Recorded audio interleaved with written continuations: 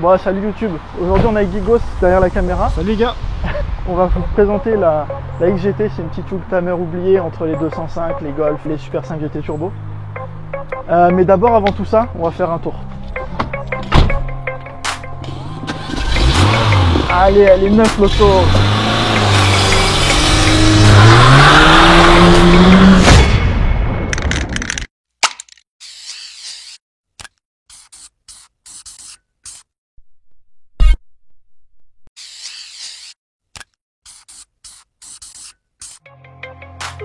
On est parti, t'es chaud? Ouais, mais j'ai pas envie de mourir. Hein. Alors la boîte est courte, ça c'est super sympa. On va faire attention aux cyclistes. On va faire attention à la voiture qui arrive en face.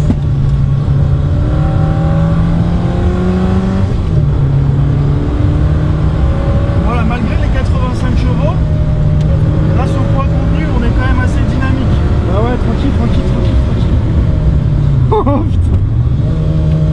Une fois qu'on a les pneus chauds et les freins, justement eux, un petit peu bien aérés, il faut vraiment se faire plaisir parce que si on s'amuse pas à bien chauffer, bien sûr le moteur, mais surtout les pneus, et ben sans ABS, ça bloque tout de suite. Donc là, on a les pneus bien chauds. On est parti. Alors bien sûr, il n'y a pas d'autobloquant, donc dans les virages un peu serrés, bon bah forcément,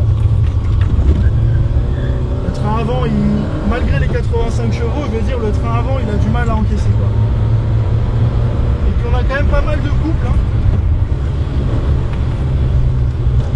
Les freins gèrent bien. Tu sais quoi, le prochain virage, on va y aller de nouveau là. Je suis pas bien. Tu veux l'essayer? Non, c'est bon là. Je dois être tout blanc là.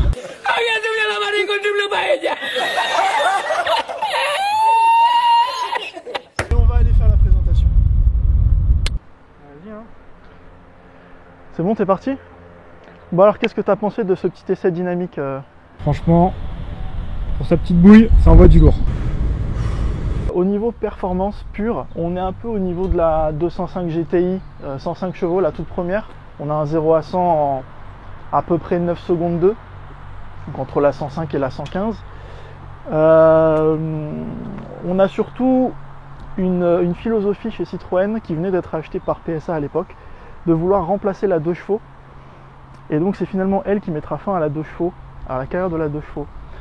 Et le but, c'était dans les années 80, après la crise pétrolière de 1979, de faire la voiture la plus économique possible. Et ça en résulte par cette voiture, qui est la première à inaugurer les moteurs TU chez Peugeot. Ah, elle est fait péter le moteur. Donc c'est la première à l'avoir, donc c'est un moteur qui est sorti en 1986 sur cette voiture, et qui ira donc sur les 205, les 206, les 306, les Citroën C2, etc. On le retrouvera jusqu'en 2014. On ne peut pas différencier visuellement un 1,1 litre d'un 1 litre, d'un 1 litre 4, d'un 1 litre 6, à part à la hauteur au niveau de la baie du capot. Ok. Ce qu'il faut prendre en compte aussi, c'est que donc il y a eu 3 versions sportives sur les AX. Donc on a eu en tout premier lieu l'AX Sport, qui avait le même moteur mais rétrogradé à 1300 cm3 pour pouvoir rouler en rallye, avec 2 gros carburateurs qui étaient très difficiles à régler. On a celle-ci, la GT, qui est sortie juste après et qui en fait était plus civilisée, qui avait des options, alors que la Sport était vraiment comme la 205 Rally épurée au maximum. Et ensuite on a eu en phase 2 la GTI, mais qui n'est réellement plus vraiment la même voiture. Ce qu'on peut dire sur ce moteur, c'est que les premières années, qu'on retrouvera sur ce TU, il est entièrement en aluminium. Et ça lui donne un son caractéristique et ça permet encore plus de baisser le poids. On a entendu ça tout à l'heure. Ouais. Je pense que c'est bon pour le moteur. Allez, le petit clap du capot. Claqué ou pas claqué? Enfin, alors là, c'est un claqueur. Oh, allez, 9 l'auto. Au niveau du poids, on a vraiment cette idée de perdre du poids sur cette auto. C'est une auto qui fait 720 kg en 3 portes. Ici, elle est en version 5 portes, donc elle fait 750 kg. Il y a les collègues qui arrivent. Il y a les collègues qui arrivent. Donc, qu'est-ce que je disais? Le poids. Je sais pas ce que tu disais. Le poids. Répète tout. Donc, répète tout. Pour minimiser le poids sur l'auto, voilà ce qu'ils ont fait. Ils ont mis, par exemple, un seul balai d'essuie-glace. Comme la Twingo. On a des jantes tôle 14 sur celle-là. C'est un modèle 1989, donc on a les jantes en 14, même si ça reste des tôles. Il y avait une option alu, mais ils sont quand même moins jolis. Toujours dans l'idée de gagner du poids, on a une malle qui est entièrement en fibre de verre. Donc si on regarde, voilà, tout ça pour gagner du poids.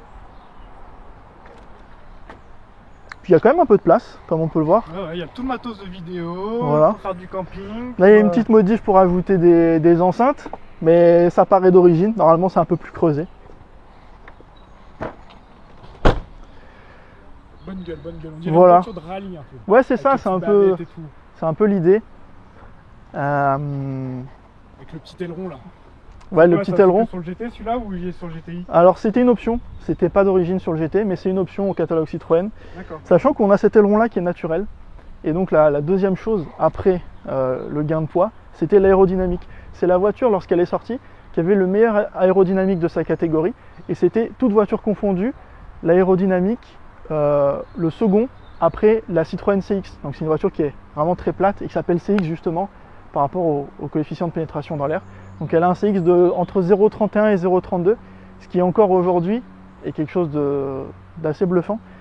Et mine de rien, ce petit aileron, il joue pour beaucoup. En plus, elle appuie là, elle appuie en kilos là. Ah, là. Au moins 100 kilos là. Ouais. Là tu as eu 100 kilos pendant un petit laps de temps. Voilà, donc sur la GT, on a ce liseré qui fait tout le haut de la caisse, qui sur les versions normales est en général à ce niveau-là. Qu'on retrouve un peu d'ailleurs sur les GTI. Hein. Qu'on retrouve un peu sur toutes les voitures de ces époques-là. Un peu de chez Volkswagen, on aime bien ce petit liseré. Exactement. Donc on a les bavettes aussi qui sont d'origine. On a, comme tu peux le voir, des enjoliveurs, mais qui viennent prendre uniquement le centre de la roue. Donc ça c'est très joli, avec le petit liseré. Là, la partie au milieu, c'est un enjoliveur. C'est ça, c'est un enjoliveur en plastique. Okay. Et beaucoup de gens se demandent en fait pourquoi il n'y a pas le logo au milieu. Bah en fait c'est juste que c'était comme ça. Parce qu'ils n'avaient pas de thune pour mettre un Citroën. Exactement. Il y a une particularité aussi qui fait que personnellement j'ai pris une 5 portes. C'est en fait le petit plat qu'on a ici et qui est caractéristique de chez Citroën. Sur la 3 portes, on aura un dessin beaucoup plus classique avec un passage de roue rond. Mais là, voilà, ils ont voulu quand même témoigner chez PSA leur héritage à Citroën sur la 5 portes en mettant voilà, le haut de la jante un petit peu caché pour, on dirait qu'elle est rabaissée, quoi. Voilà, pour donner un petit côté aérodynamique à la voiture. J'avais pas fait gaffe maintenant que tu le dis. Par voilà. rapport à l'avant, il y a une grosse diff. C'est ça, après on aime, on n'aime pas, c'est vraiment au goût de chacun. Ensuite, on peut regarder à l'intérieur. Alors attends, on va mettre un peu de luminosité là parce qu'on va rien voir là sinon. À l'intérieur, donc on a une sellerie tout en velours qui est très très confortable avec des vitres à l'ancienne à l'arrière. C'est normal ça. Voilà. Toutes les timers là. Exactement. On a du velours sur les contreportes. On a le tapis de sol qui fait tout le long avec cette bande rouge caractéristique de la XGT. Voilà, voilà. Et on a surtout l'odeur. Tu sens ou pas? Ah ouais, l'odeur des Youngtimers, l'odeur des grands-parents quoi. Ah oui. On pourra voir qu'on a les mêmes compteurs que sur une 205 GTI. La différence, c'est qu'ils nous ont enlevé la pression d'huile et la température d'huile pour nous mettre juste deux petites lampes qui s'allument quand c'est trop tard. Quand c'est trop tard, hein. Ouais. Le moteur acéré quoi. Donc ça c'est un peu cheap de la part de Peugeot. Ils ont fait ça aussi sur les 205 XS, ils ont mis le même compteur. La seule différence, c'est vraiment le même compteur, la seule différence c'est la police qui change, bien sûr, la police Citroën. Sur la GT aussi, on a un volant 3 branches qui est pas spécifique, mais il est sur la GT. Alors que sur les versions d'entrée de gamme, on a un monobranche spécifique à Citroën. Voilà, on a une boîte 5 qui est bien sûr plus courte que sur les versions des versions plus civilisées, on va dire, avec un petit rappel rouge. Il y a beaucoup de rappels rouges d'ailleurs. Ouais, beaucoup de rappels rouges d'ailleurs. On va s'installer. La spécificité et surtout la maladie de cette voiture, c'est qu'une fois de plus, pour gagner du poids, les ingénieurs chez Citroën, ils ont installé un plastique qui est très fin, très léger et qui casse à cause voilà, des effets du soleil et du temps. Donc elles sont quasiment toutes cassées. Sauf celle-là. Sauf, c'est pas la seule, mais voilà, on a la chance d'en avoir une en bon état aujourd'hui. Nickel l'intérieur, elle est nickel. Elle est neuve. En plus, voilà, on a des liserés, comme on disait, qui sont spécifiques à ce modèle GT, qu'on ne retrouvera pas sur la Sport. Et pas sur les... devant là, qui passe. Il faut pas oublier. Merde. Le beau autoradio punir. Magnifique. Et là il vient de niquer tout parce que là je viens de tout niquer. Son enregistrement il s'est pété.